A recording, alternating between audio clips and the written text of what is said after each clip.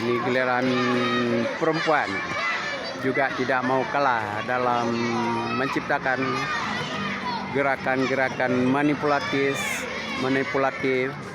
kolaborasi gerak dan koordinasi gerak dalam gerakan-gerakan non lokomotor dan lokomotor ini di sini tanpa disadari semua sudah gerak, sudah dikombinasikan gerak dalam berolahraga.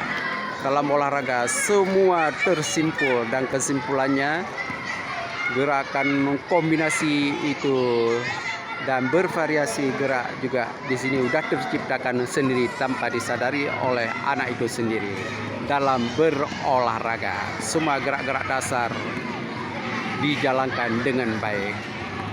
Ini ketertiban dan keselamatan yang paling utama dalam olahraga, karena pelajaran olahraga risikonya sangat tinggi kalau kita memberikan asal-asalan. Harus ada ketertibannya dan kenyamanan untuk kita ciptakan kepada anak-anak didik kita supaya sehat jasmani dan sehat rohani. Ini giliran Pukri juga tidak mau kalah dalam berolahraga untuk menciptakan kesehatan jasmani dan rohani, biar anak-anak menjadi pemimpin yang bijaksana di masa akan datang, berguna bagi masyarakat khususnya Aceh.